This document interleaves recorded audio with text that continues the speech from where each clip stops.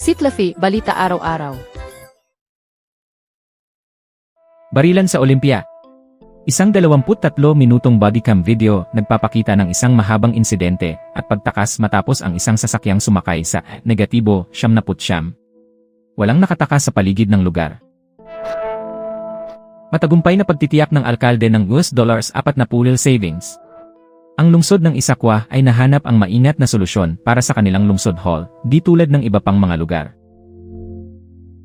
Manhunt para sa suspect na si Skylar Cantrell matapos yas sa Tacoma.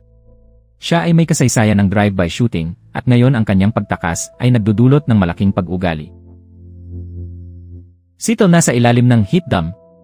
Ang temperatura ay umabot sa 80 degree ngayon. Mag-ingat sa trapiko at aksidente dahil sa intensive na init. Bumalik ang malamig na panahon sa Seattle. Mula bukas, bababa ang temperatura hanggang 60 na tuwing hapon. Mag-enjoy tayo ng ilang araw ng magandang panahon. Mainit na panahon ang sumabog sa Seattle. Ang temperatura ay tumataas ng 10 tandang bawas 15 degrees, ang pinakamainit na simula pa noong 1972. Ingat sa labas dahil sa mapanganib na klima. Nakilala na si Cathcart bilang suspect sa pagpatay. Si Kyle Cathcart ay nahuli matapos makita ng kapitbahay ang insidente. Ang 3 bata ay ligtas, pero ang kanilang ama ay nasawi. Hinahanap si Kyle Wayland Cathcart ng King County Sheriff's Office. Ang aksidente noong Mayo 1 ay naging dahilan ng pagkamatay at sugat. Magbigay lapit kung nakita niyo siya.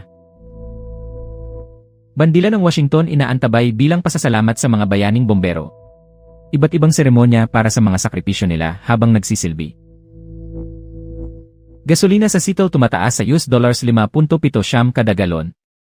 Ang presyo ay tumataas dahil sa tensyon sa Iran-US. Ang posibleng pagtaas ay hanggang $8 kada galon. Izels nagtatayo ng franchise sa buong bansa. Pagkatapos ng 42 taon ng tagumpay sa Seattle, ang kilalang tindahan ng manok ay handa na para sa buong bansa. Tragedya sa Lake Washington. Isang sasakyan ay humulog sa tubig, walang nakaligtas. Ang investigasyon ay patuloy na nagaganap.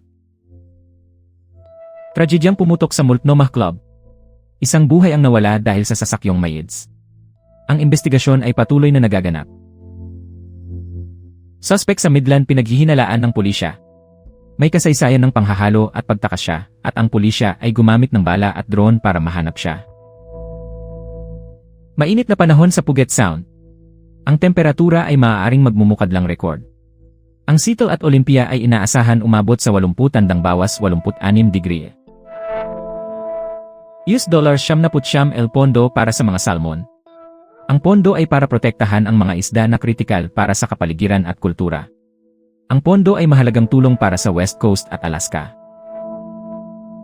Taong-taong manhunt sa Tacoma. Ang sasakyan ng suspect ay nasunog habang tumatakas. Siya ay natagpuan na malapit sa 72 ni Larry. Paano ito nangyari? Sunog sa Foss High School. Ang trapiko sa Tacoma ay naging masikip dahil sa nasunog na sasakyan. Iwasan ang lugar at gumamit ng alternatibong ruta. Ipinalabas ang dokumentaryong tinalakay ang diskriminasyon sa pagbubuntis. Ang dokumentaryo ay nagpapakita pa rin ng mga hamon kahit 50 taon matapos ang batas.